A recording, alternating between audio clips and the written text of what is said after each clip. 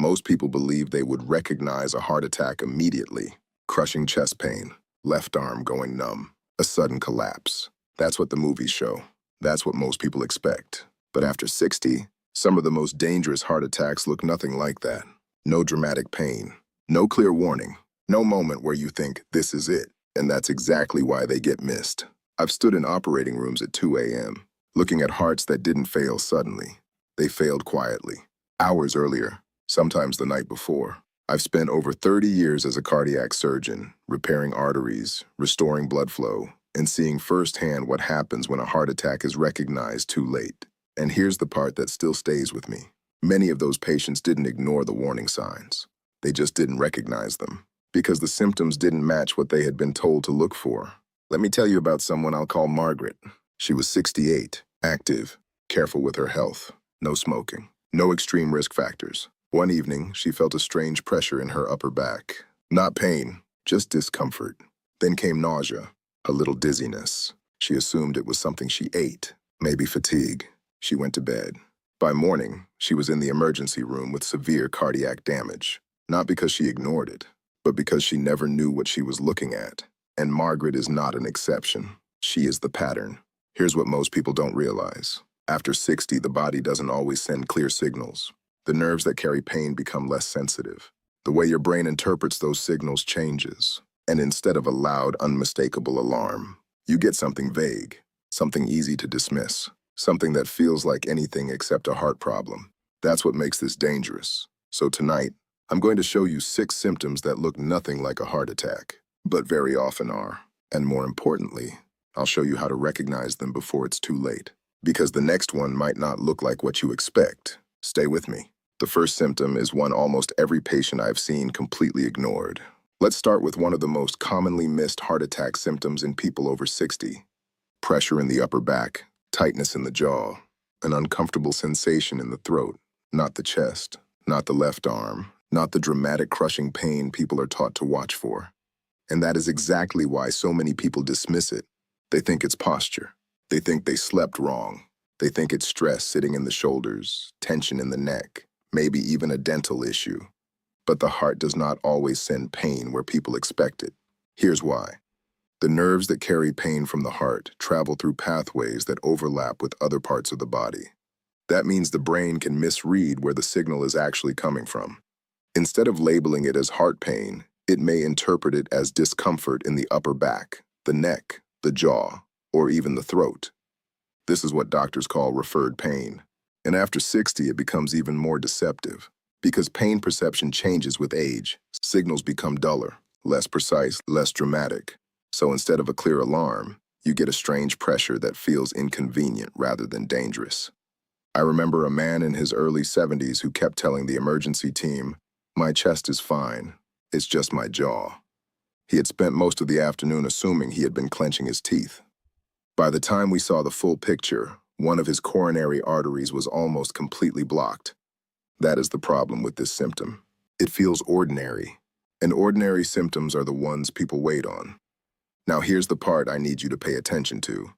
If new pressure, tightness, heaviness, or unexplained discomfort appears in your upper back, jaw, neck, or throat, especially if it comes with fatigue, nausea, sweating, shortness of breath, or a general sense that something isn't right, you do not explain it away.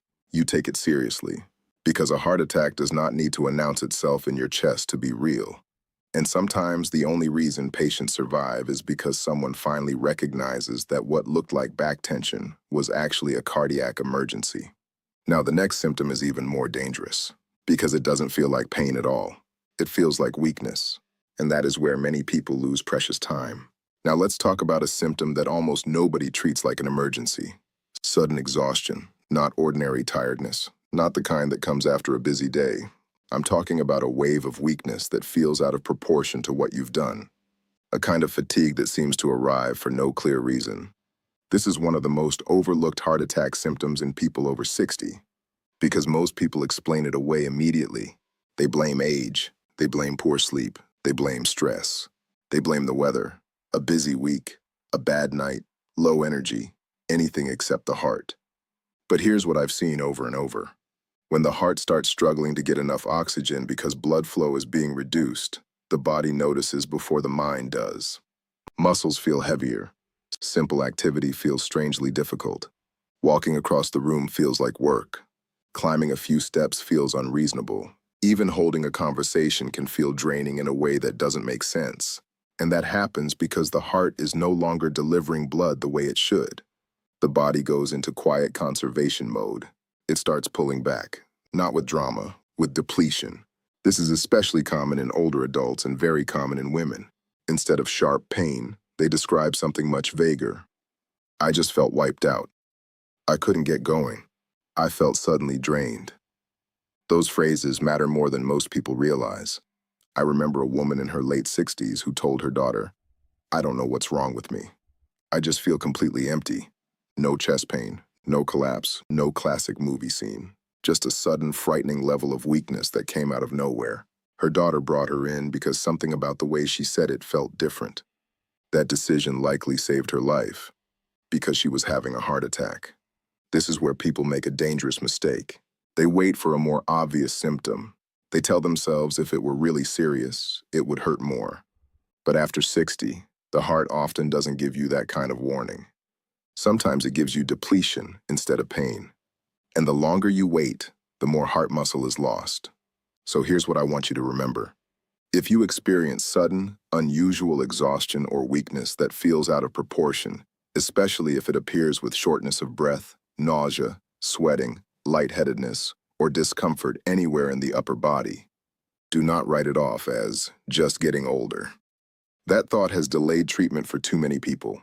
The next symptom is one of the most misleading of all, because people almost always blame it on the stomach.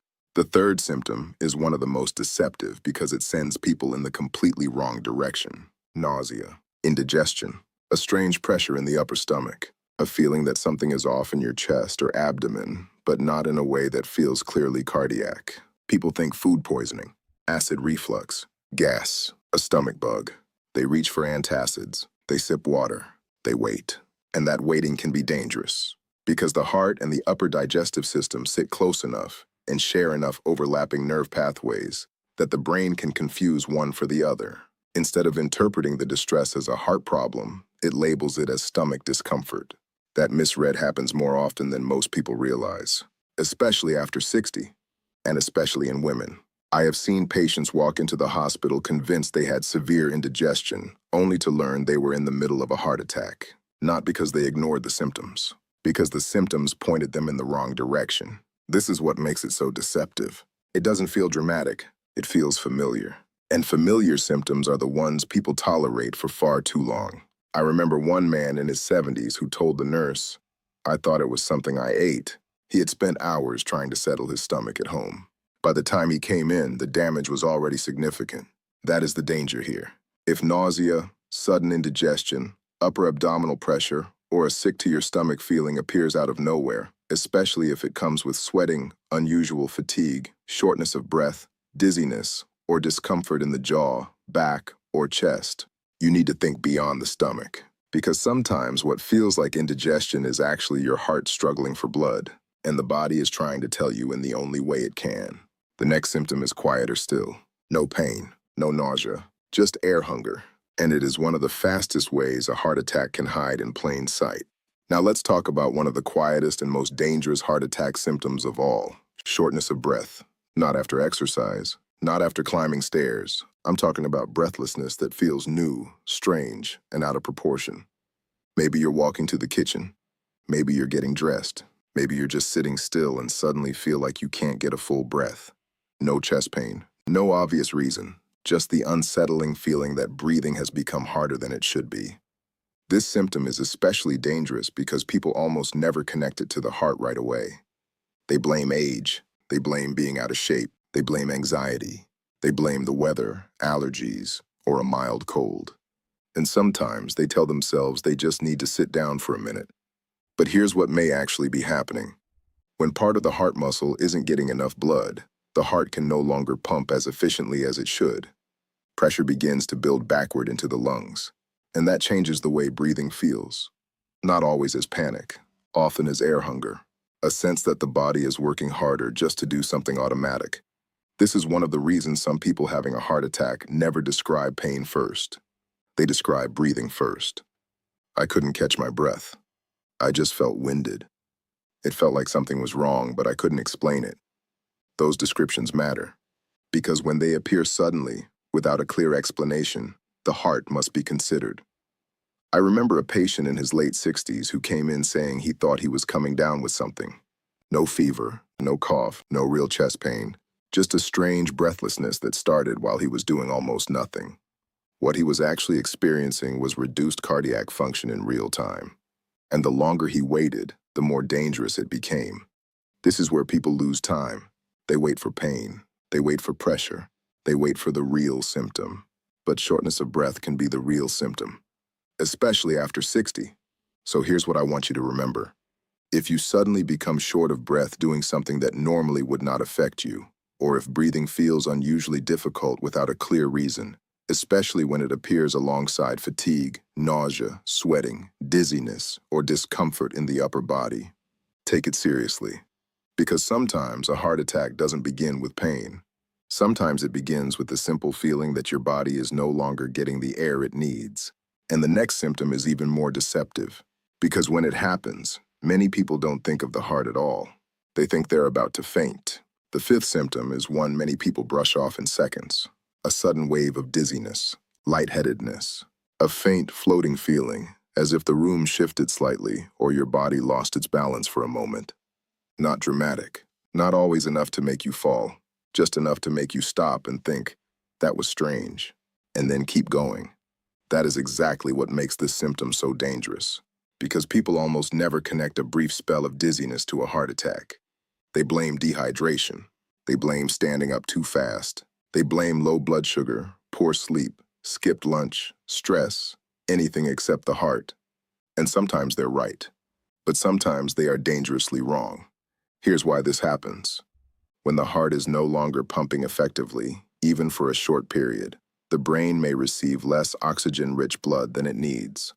Not enough to shut everything down immediately.